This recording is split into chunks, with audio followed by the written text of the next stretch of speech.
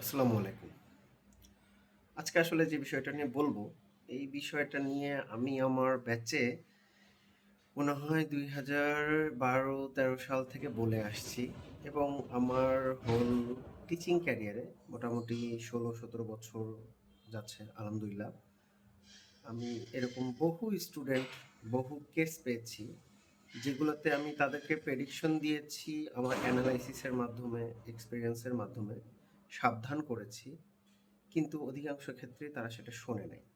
তবে আগে যেহেতু অনলাইনে ব্যাপারটা এত ছিল না, দ্যাট মিন্স কোনো একটা ঘটনা একজনকে দেখে আরেকজন অনুকরণ করা পর্যন্ত ঠিক ছিল, কিন্তু লাখ লাখ মানুষ অনুকরণ করবে ব্যাপারটা এমন ছিল না। তো মূল কথায় আসি, কি বলতে চাচ্ছিলাম, মূল কথাটা হচ্ছে যে এখন কিন্তু ওয়ান শট, সুপার শট, ১ ঘন্টায় চ্যাপ্টার শেষ, ৫ ঘন্টায় এমসিকিউ শেষ, ১ রাতের কোপ, ২ রাতের ফাটাফাটি, এই যে এই টাইপের ট্যাগলাইনগুলো, এগুলো যে শুধু ট্যাগলাইন বা এগুলো যে শুধুমাত্র ভিউয়ার্সকে অ্যাট্রাক্ট করার জন্য তা কিন্তু না। বাস্তবেই এমনভাবে পড়ানো হচ্ছে, বা বিশেষ করে আমাদের এসএসসি লেভেলে বাংলাদেশে পড়াশোনাটাকে এমনভাবে নিয়ে যাওয়া হয়েছে গত ২-২.৫ বছরে, যে এটা ২০২২-এর পর থেকে শুরু হয়েছে, যে আসলে এখন বাচ্চারা ১ রাতে পড়াতেই বেশি অভ্যস্ত। হ্যাঁ, এটা অবশ্যই সত্য যে ভার্সিটি লাইফে ১ রাতে পড়ে অনেকেই পাস করেছে, বা ১ রাতে পড়ার মতো আ পড়লে পাস করা যায়, যেত। আমাদের সময়ও ছিল।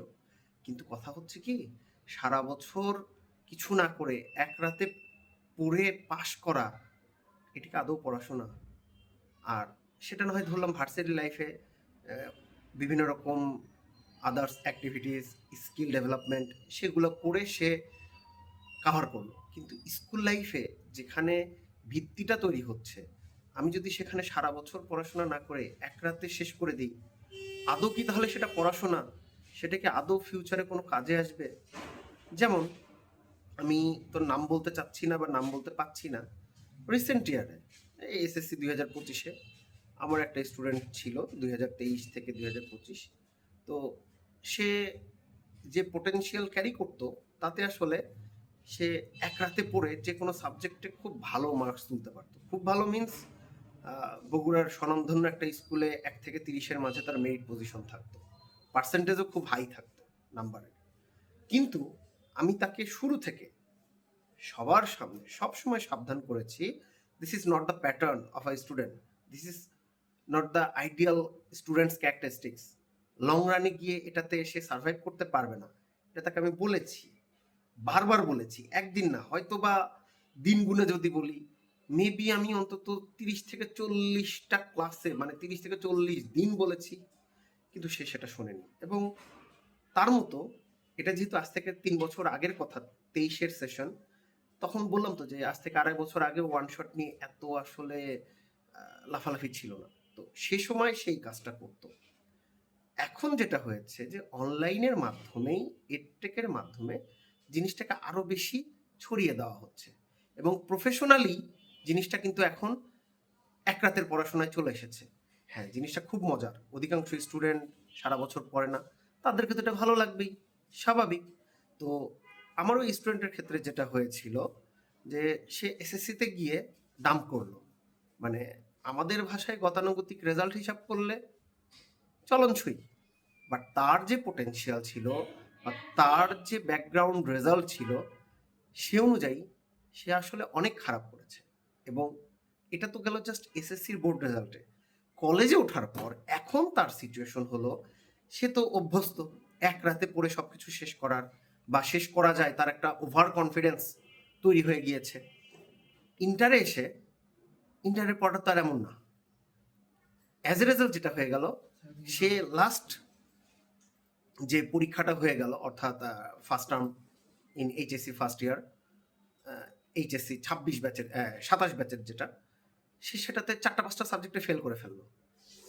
এবং ব্যাপারটা এমন না যে পড়াশোনা করেনি বলে সে ফেল করেছে, সে চাইলেও এখন আর ওই ক্যাটাগরিতে আগের স্টাইলে আর সবকিছু খাবার করতে পারবে না বা পারছে না। এবং সেম সিনারিও আমার রানিং ২টা ব্যাচেও আছে, যারা ওয়ান শট এবং এক রাতের পড়াশোনায় খুবই উৎসাহী, এবং এটাতে ওই অ্যান্টিবায়োটিকের মতো রাতারাতি কিছু রেজাল্ট তারা পেয়েছেও, এ কারণে তারা আরও অ্যাডিক্টেড। তারপর আশেপাশে বিভিন্ন স্পেশাল ছাপড়ি মেথড, কিছু টোকাই একাডেমি বা এরকম কিছু ক্যাটাগরির শিক্ষা ব্যবস্থা গড়ে উঠেছে, তো তারা এটাকে খুব ভালো করে ফলো করছে এবং তাদের মাথার মধ্যে গেঁথে গিয়েছে যে things can be work like this. কিন্তু আসলে তো তা না, এটা তারা বুঝছে না, কারণ তারা তো বাচ্চা। বাট তাদেরকে যে বুঝাবে, সেই টিচার নামক ব্যবসায়ীরাও তো এই লাইনেই চলে এসেছে।